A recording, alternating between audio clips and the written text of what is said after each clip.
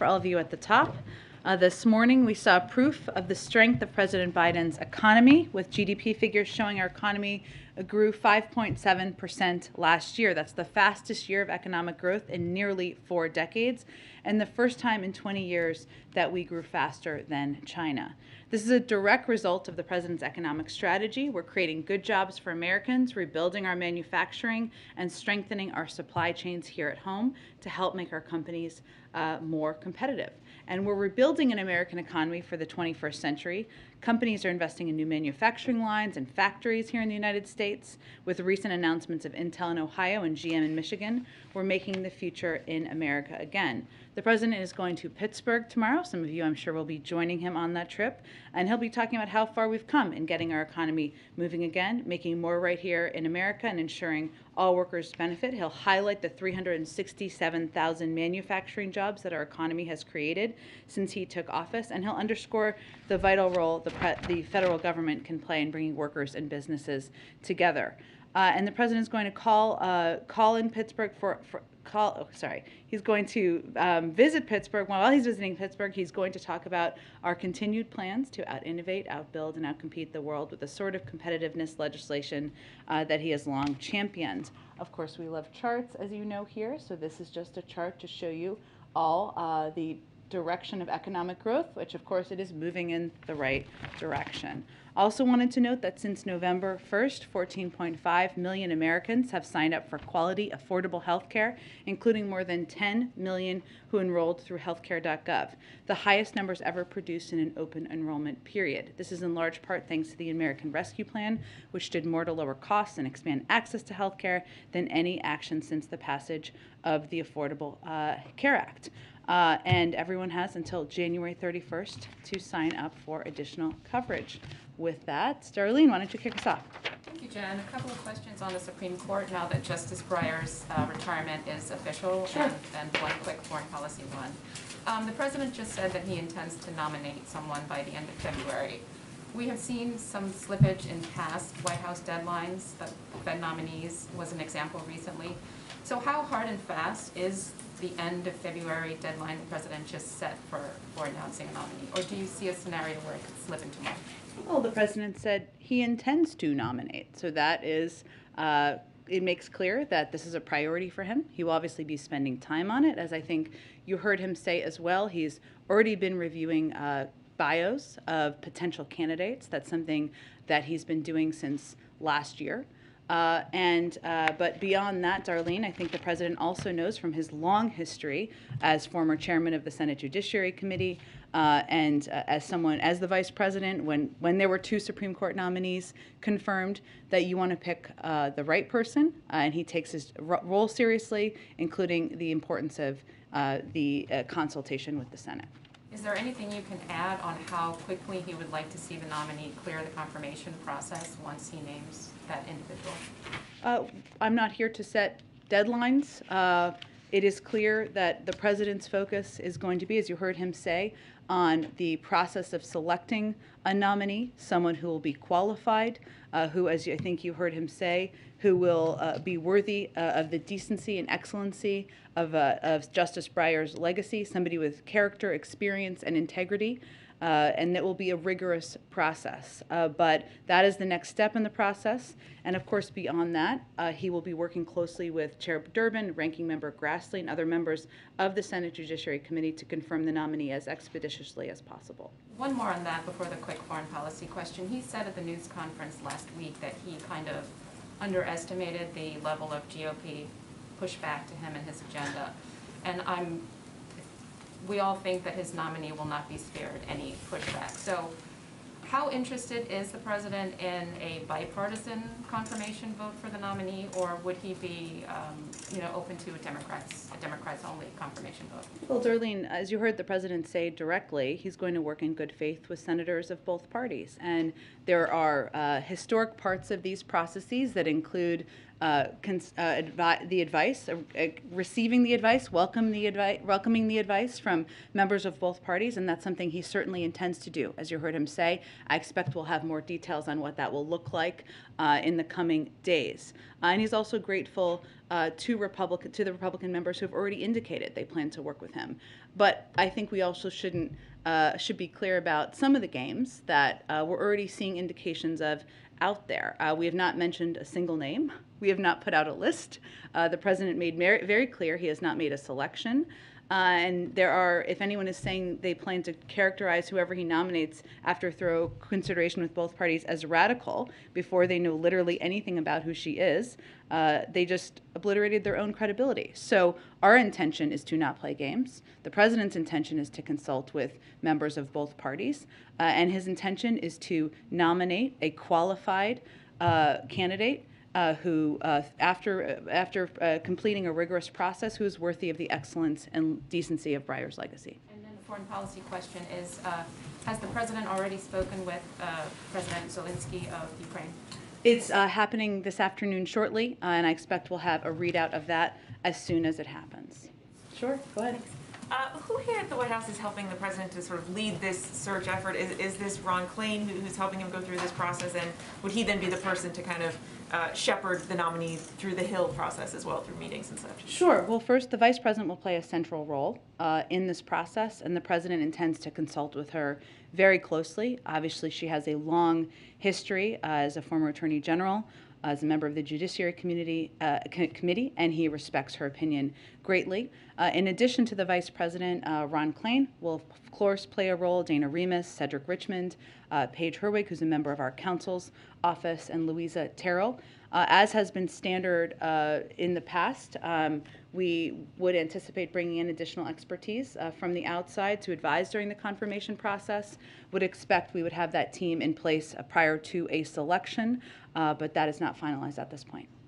And now that we have heard the president speak publicly about this, I wonder if you can take us sort of back maybe a little bit in time. When did the president first learn of Justice Breyer's intent to retire, and how was he informed? If you could just explain a little bit of the backstory. Sure. Well, first, as you heard the president say, and you've heard us say, this was Justice Breyer's decision to make on his own timeline, and through his own conditions he determined. So we aren't going to lay out more specifics from here in terms of when the president was aware.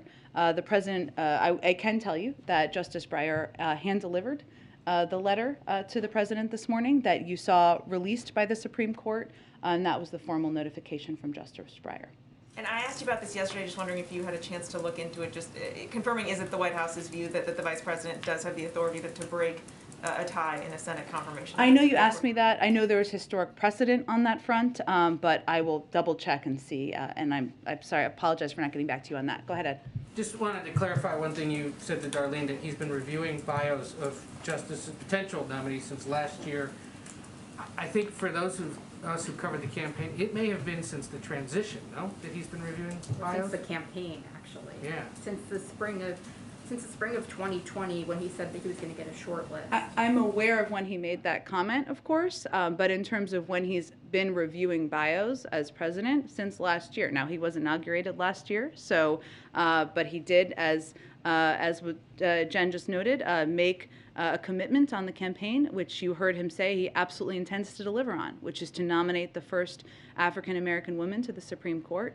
Ron Klain and Dana Remus have been involved in consulting with the president and preparing bios for him, and that's something he has looked at since last year. We've never had a president who spent 8 years reviewing judicial nominees as a vice president and 36 years reviewing every judicial nominee before the Senate when he was on the Judiciary Committee. What does he bring to this process as now president that other presidents perhaps haven't, given that experience? Well, without comparing to past presidents, what I can tell you he brings to the role is an appreciation for the solemn importance of his responsibility as president, and a recognition of the historic role that this process plays, including the importance of selecting somebody who's eminently qualified, which he has every intention of doing, and consulting with Democrats and Republicans in the Senate. He is somebody who, and I think you heard him say this, that is why I think he wanted to convey very clearly that this will be a rigorous process, that he wants to seek a candidate who's worthy of the excellence and decency of Justice Breyer's legacy, that he will meet with potential nominees, he will study their records carefully, and he is going to take all of the advice he can get. So what he brings to it is experience and also a recognition of the solemn importance of the role any president plays in selecting a nominee to serve in a lifetime appointment on the Supreme Court. Go ahead. Jen, can you detail some of the groups that the White House or perhaps the president will be speaking to outside of the White House, or that they have already spoken to this point as he goes through the process of coming up with the best possible candidate for the court? Sure. We will be consulting with a range of groups. Obviously, we just announced the justice's retirement today. I can get you more details on that, I expect, in the coming days as that process commences. Presumably there's been some of those conversations have already taken place, I imagine, in some form, right? So can you take There us are behind, certainly what does it look like getting to this place? You knew an opening could exist at some point. Certainly, and as you know, Peter, there are a range of groups that have been preparing for the potential for a vacancy on the Supreme Court. I will just reiterate that the president's view has always been that it is up to the decision of every individual Supreme Court justice to determine when they will resign or when they will retire. And that is how he has asked all of us to conduct ourselves. But there have been a range of groups out there who have been compiling their own lists, especially given the president's commitment to nominating an African-American woman, the first to ever serve on the Supreme Court. And certainly we have been consulting and will continue to consult with them about their views. Let me follow up on the foreign policy question. I know you'll give us a readout at some point, but obviously the president goes into these calls with an expectation of what message he wants to deliver. So what is the president's message to the Ukrainian president today as we witness this continued buildup of troops along the Ukrainian border of Russians? Well, I would view this call as part of regular engagement with the Ukrainian government. This will be the third time the president and President Zelensky have spoken in just the last few weeks since December. They'll discuss the latest diplomatic and deterrence efforts with Russia. The president will reaffirm the United States' commitment to supporting Ukraine's sovereignty and territorial integrity, and our commitment to nothing about Ukraine without Ukraine. But this is more of a check-in call than it is a call where there is a specific announcement being delivered. Has the White House changed its assessment? Has the Biden administration changed its assessment that a Russian invasion is imminent? Well, I would say that we have said since last week that we have seen preparations and buildup at the border and that an invasion could come at any time. Our assessment has not changed since that point. And then can you just talk about, last thought on this topic, which is one of the complicating factors here is that Russia is now surrounding Ukraine from a variety of different places, right? They're not just on the east, they're on the north, they're on the south as well. They're in Belarus. So yeah. Can you describe how that complicates the decision-making process now, or what challenges that poses for you, and just the fact that they are now in a third country in Belarus, what message that sends to the United States? Well, I would say there's a couple of ways we look at that, Peter. One is, as you know, we're continuing to strongly encourage U.S. citizens who are in Ukraine to depart Ukraine because we watch closely, and while we don't, and we're not predicting what President Putin may do, we certainly are watching closely the buildup of tens of thousands of troops on the border, and also the fact that we want to ensure there are ample ways for American citizens to depart Ukraine should they decide to leave Ukraine. We're certainly encouraging them to do that. The second impact, I would say, is that we're in close consultation with our European partners about their own security concerns, and certainly in close consultation with them and our NATO allies who are in the region and in surrounding countries about what security needs they have. And that is something they are watching closely. As you know, we announced just a couple of days ago that we have 8,500 troops at the ready as part of a NATO force. That would be a decision made through consultation and the NATO alliance, not by the United States, but certainly they're all watching the buildup and the movements of troops by the Russians. The number remains 8,500, though, for us for today. Correct. Okay. I would point you to the Department of Defense if there's any updates, but not that I am tracking any changes in that front. Go ahead. How soon do you expect to have a short list for the president of the Supreme Court nominees? I expect we will have a short list. How soon? Sorry. I can't give you an exact prediction of that. I will note, Steve, that the president has been reviewing bios, so I'm not going to define what that being the short list, but I will tell you that he has already started reviewing potential candidates. What's your time frame for getting someone confirmed? Would you like to have it done by June, or what are you thinking? As expeditiously as possible, Steve. But the president also notes, and I think this is important because I know there have been a range of calls out there for a timeline. His view, and this goes back to Ed's earlier question, this is a nominating someone to serve in a lifetime appointment on the Supreme Court. We want that to happen as expeditiously as possible, and we will call out games as we see them. But the president's focus is on nominating the right person. He said he intends to do that in February, and then working closely with the chairman and ranking member from there. Do you expect them to only consider sitting judges? Well, the president believes that sitting judges can make excellent justices, but he does not believe that is a prerequisite. Last thing on Ukraine, Russia says it needs time to review their U.S. response to their demands. Yeah. And will not rush to conclusions. Is this a thawing at all, or is this a positive thing? What's your interpretation? Well, I think as you've heard our Secretary of State and our National Security Advisor and others convey, we don't know if the Russians are playing games on diplomacy. We hope not. And our intention, we are certainly pursuing diplomacy with a level of seriousness and an intention in leaving that door open and pursuing that path should they be open to it. But they have conveyed they're reviewing what was sent to them, and that's a part of the diplomatic process. And as you heard our Secretary of State say yesterday, he anticipates he'll speak with his counterpart, Foreign Minister Lavrov, soon. Go ahead. I noticed today David Axelrod tweeted out a series of votes for previous Supreme Court nominees that were nearly unanimous in the Senate. And the president The glory today, days. right, the president seemed to sort of lament the current sort of environment that he's operating in that in his remarks just now.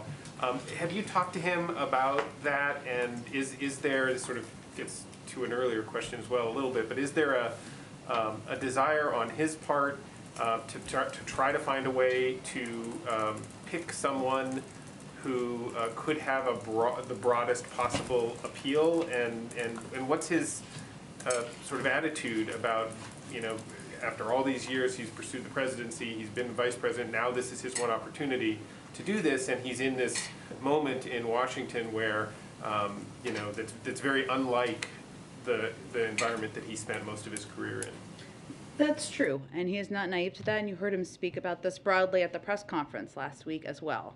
But I would also note that last year, President Biden won confirmation of the most judges in his first year in office of any president since President Reagan. He's won confirmation of the most lower court judges in the first year of a presidency since President Kennedy. He has nominated and confirmed more African-American women to the circuit court ever in history. The number 8 that he has nominated and confirmed is more total than ever in history. So I would note that even in the environment we are living in, a divisive environment at times, where if you take voting rights, for example, where I know I've said this a lot, but it's a good example, 16 senators who have supported voting rights in the past don't support it now, we have still been able to make historic progress on moving forward judicial nominees. His intention and his focus is not on navigating out the legislative game playing. It is on selecting and nominating an eminently qualified African American woman to serve on the court. And he will work closely in good faith with Democrats and Republicans on the process to consult them in advance and then to move through the confirmation process. But that is how he's going to approach it. And the question of whether or not that person could earn support from Republicans isn't likely to be an influencing factor as he picks among the possible qualified candidates? Well, I don't think we should buy into that game playing, and I don't think the president believes that. If you look at what the president has committed to, nominating the first African American woman, it's been over 230 years, as we know, since the Supreme Court came into being. A black woman has never served on it. And the president's view is that anyone who's saying that that's not possible or we can't find the most eminently qualified person, that's ludicrous. I mean, that's suggesting that black women should not be a part of the most important court in our nation, that there aren't black women who have distinguished themselves by rising to the top of the legal profession with the strongest credentials imaginable. There are. Many of you are reporting different lists of names of many potentially qualified candidates. So his focus is going to be on pursuing this process with rigor, with the seriousness that it warrants, and he is hopeful he will have partnership in approaching it from members of the Senate. Go ahead. Just to put a little bit of finer point on what you just got to at the end of Yeah. that. You know, there have already been conservative commentators talking a bit about why a black woman that's to commit to that is reverse racism or some kind of signaling, of virtue signaling or something like that. What do you say to people who are saying that that is, you know, an inappropriate way to set out prerequisites for who he's going to choose? Well, first we'd say that the fact that no black woman has been nominated shows a deficiency of the past selection processes, not a lack of qualified candidates to be nominated to the Supreme Court. I'd also note, I've heard that some conservatives may be fans of President Reagan, former President Reagan, and when he nominated Sandra Day O'Connor, he said, quote, "Judge O'Connor's confirmation symbolizes the richness of opportunity that still abides in America. Opportunity that permits persons of any sex, age, or any race from every section and every walk of life to aspire and achieve in a manner never before even dreamed about in human history." I'd also note, if you look at the president's own record, not only has he nominated the highest number of black women to serve on the circuit court and the appellate court, but he has also nominated across the board the highest level of Ivy League nominees, right? He has nominated a broad sway of extremely qualified, experienced, and credentialed nominees, and done that by also making them incredibly diverse. And so the president's view is that it is long past time to have a black woman on the Supreme Court, and that it, again, reflects challenges or deficiencies in the past processes. You know, there are also the questions that you kind of got at it with the Ivy League degrees point. Is the president thinking about diversity of background? So people who maybe have worked in civil rights work or who didn't go to Harvard or Yale Law School, or another criterion, is he thinking about their age, and to what extent can you say sort of what ballpark he's looking at there? I can't give you any specifics on the age, but I will tell you this. As a proud state school graduate myself, and the president, as you know, is not a graduate of an Ivy League school. He has also nominated judges from a range of backgrounds. I was trying to give you a sense of how qualified and the extensive credentials of the judges he has nominated to date. But as I noted earlier, I can't remember who asked the question, but he, being a judge in the past, certainly could make a great justice. That's not a prerequisite for him either. So he will look at a broad array of candidates. Can I just ask a foreign policy question? As you prepare for the German chancellor to visit the week after next, does the administration believe Germany should stop blocking Estonia from shipping weapons to Ukraine? And doesn't Germany's position undercut the unity between the U.S. and Europeans that the administration has been talking about so much when it comes to Russia? Well, our view is that unity does not mean identical, and that there are a range of capacities, capabilities, legal authorities that different countries have. And what is most important is being united against the bellicose rhetoric, the buildup of troops, and the potential of Russia invading a sovereign country, the sovereign country of Ukraine. And we have found Germany to be very much united with us in that effort, as we have found with other European countries. Specifically on the Estonian weapons, do you have anything? Again, there are a range of capacities and capabilities different countries are going to be providing. Germany has provided a range. Other countries have provided a range. What's most important is looking at the totality of how we're all working to help support Ukraine. Go ahead. Two quick questions on the courts. First of all, the president's talking about a rigorous deliberative process. Are you confident that that can happen in the time frame that Senator Schumer is talking about, of about a 1-month confirmation process from start to finish once the announcement is made? That's not a timeline we have set.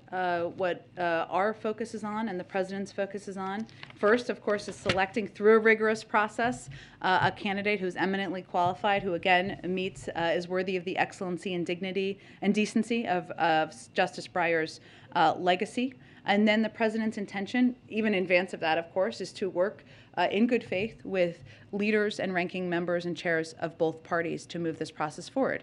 He wants that process to move forward expeditiously, and he is certainly hopeful that everyone will come to the table with in good faith. Oh, okay. That was, I care about childcare. But we are not here to set a timeline from here. Our focus is on, of course, the president nominating a highly qualified nominee, consulting with the Senate, and getting her confirmed. But given that that's the timeline that the Senate Democrats are already talking about, is a 1-month process something the White House is comfortable with? Do you think that could work, or do you think that might rush the process? Again, I think I spoke to what our view is. Go ahead.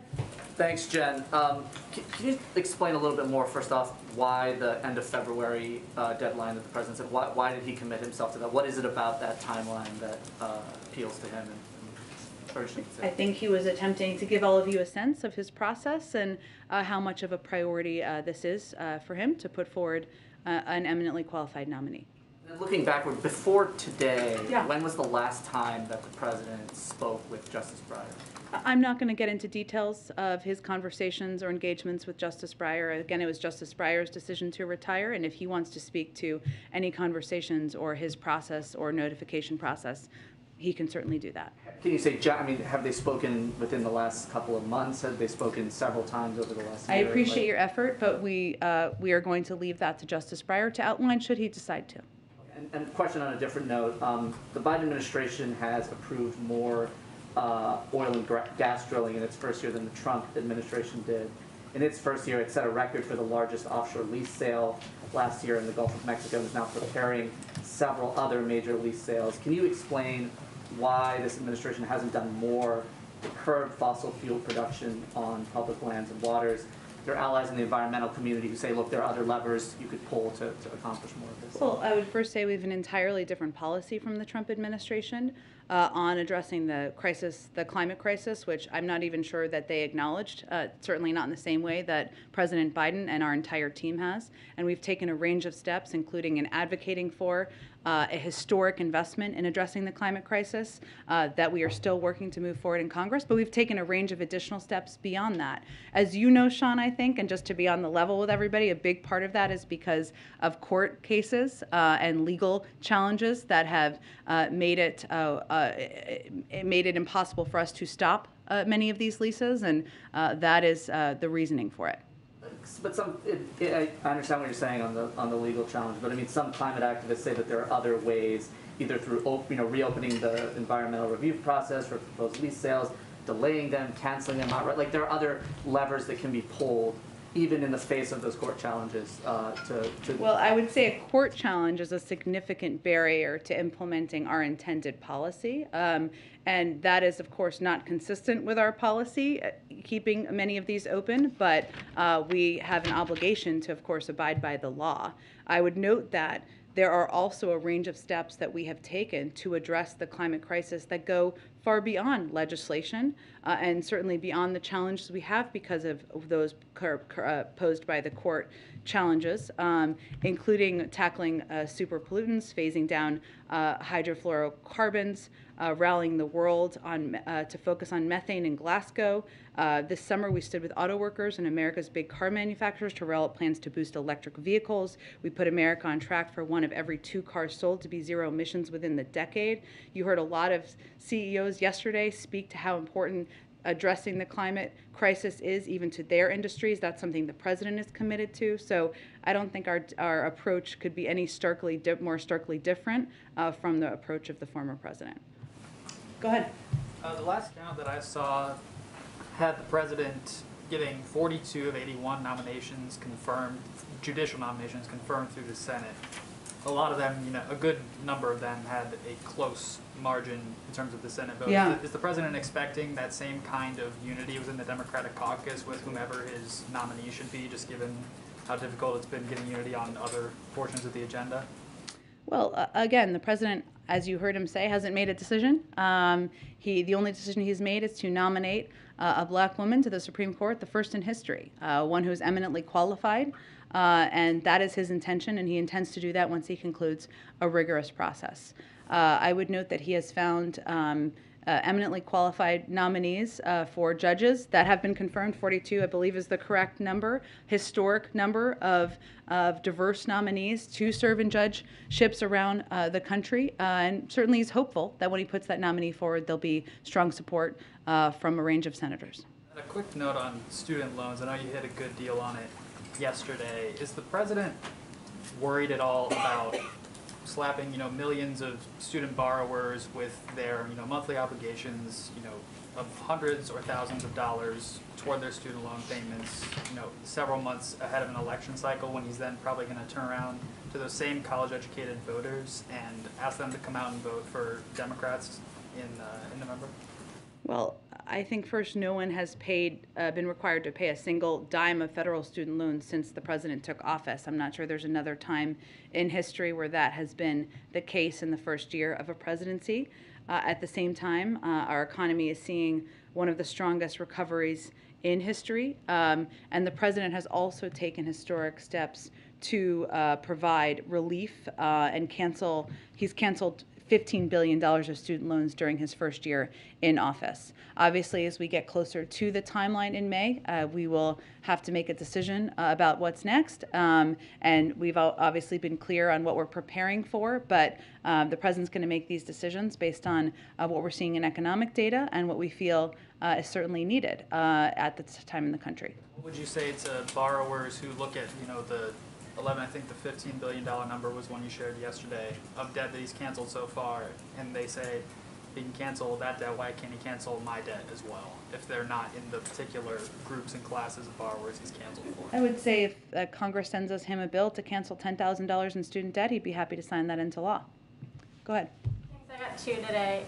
Lawrence Tribe told Real Clear Politics yesterday that he'd likely stand by his past comments that a vice president can't break a tie to confirm a SCOTUS nominee. I know you said you were going to check on the specifics yesterday, so I was just wondering if there's an update on where the administration stands on this. Oh, Mary just asked that question.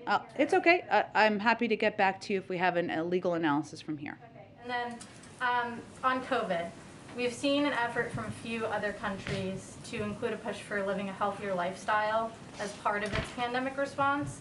There's been studies indicating efforts like weight loss could help prevent some of the more serious effects of COVID-19. Why isn't the president included a push for healthier lifestyles in his COVID messaging in addition to pushing Americans to get vaccinated?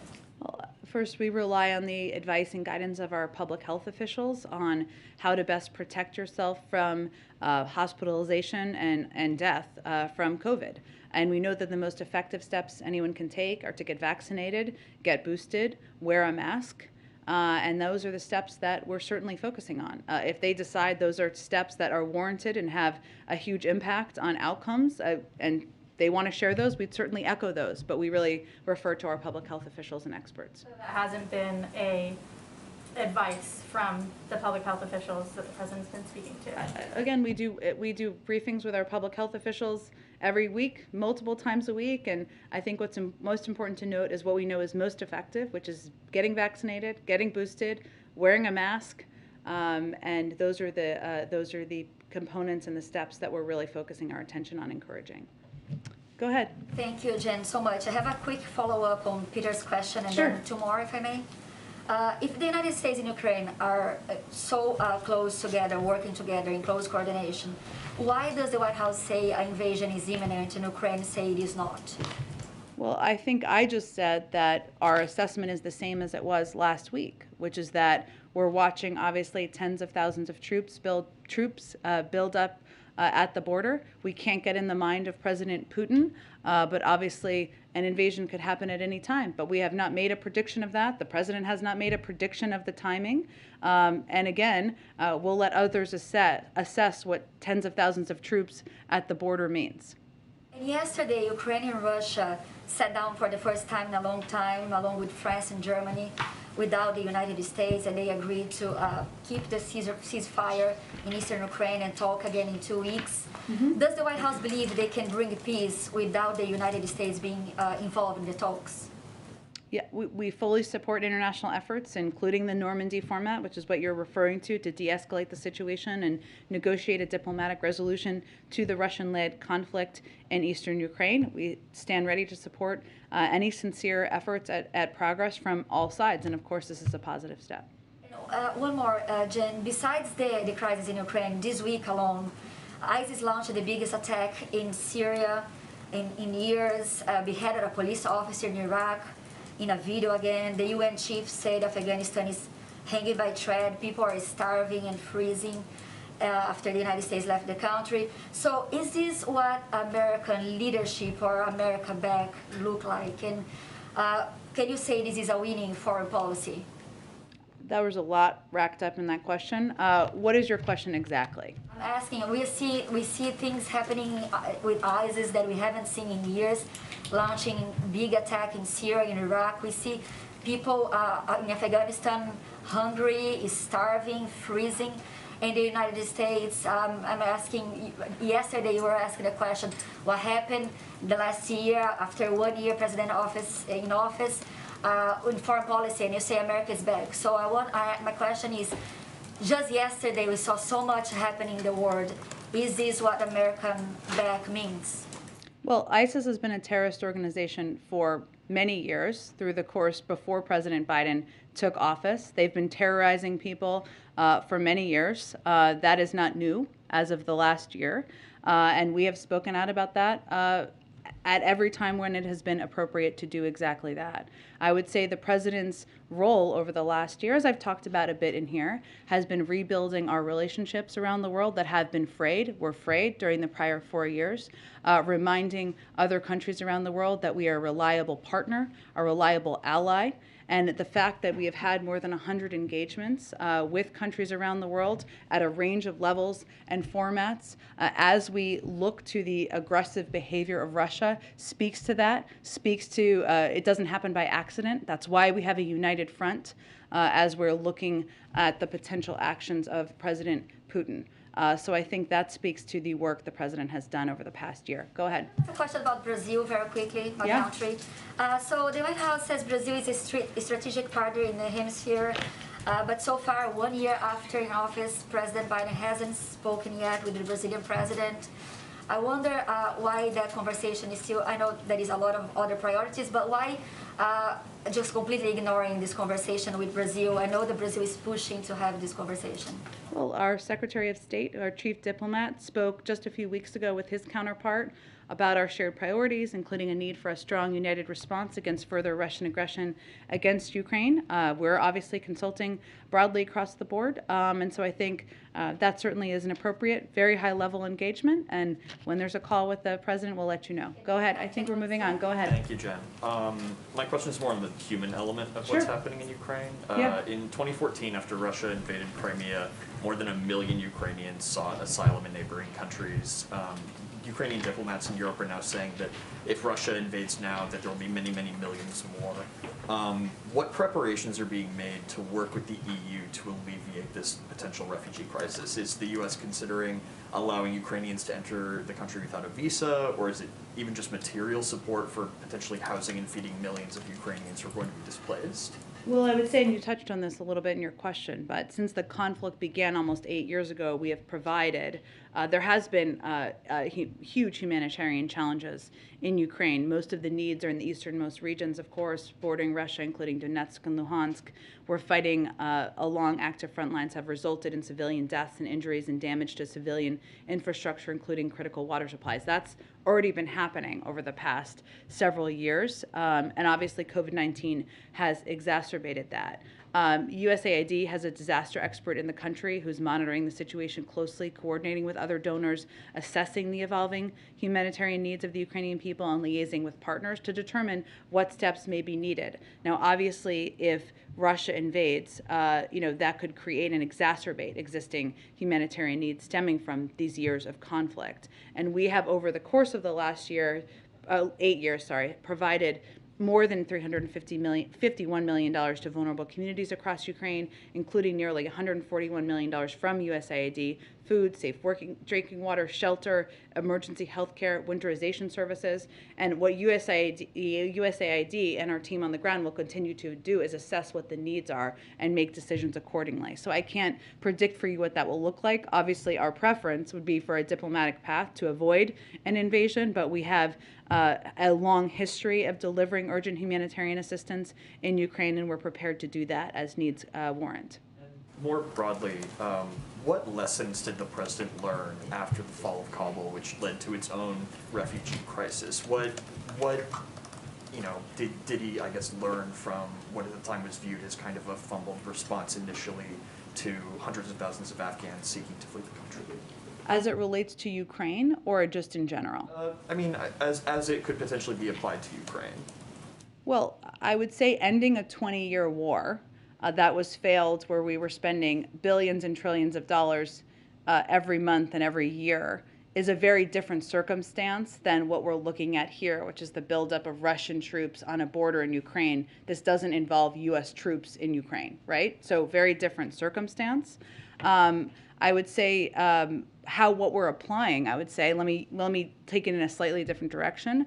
What the president has learned from his time in the foreign policy world and working on global diplomatic issues over the past several decades is that it's imperative to work closely with your partners and allies and approach it from a united front, that we need to contingency plan and have a range of options, even as we're leaving the door open to diplomacy, which is certainly always the preferred path, and I think that's what you're seeing him do now. And that as it relates to Russia, which is a very different entity, of course, than what we were dealing with in Afghanistan, that the unending ability and capacity for the country to, and the leadership, I should say, to spread misinformation, attempt to lay the predicate for an invasion is something that we have to be quite mindful of. That's a very different circumstance, but certainly he leans on and his decades of experience in foreign policy. Go ahead. Hi. Yesterday, Senator Schatz, who chairs the Senate Indian Affairs Committee, wrote to the president asking him to commute the sentence of Leonard Peltier, a Native American activist who was convicted of murder in a very controversial trial about 4 decades ago. Is that something the president is considering or taking a look at this time? I don't have anything to predict for you on that front. Jen, I think we have to wrap up, everyone. Thanks so much. Have a great day. We'll see you tomorrow.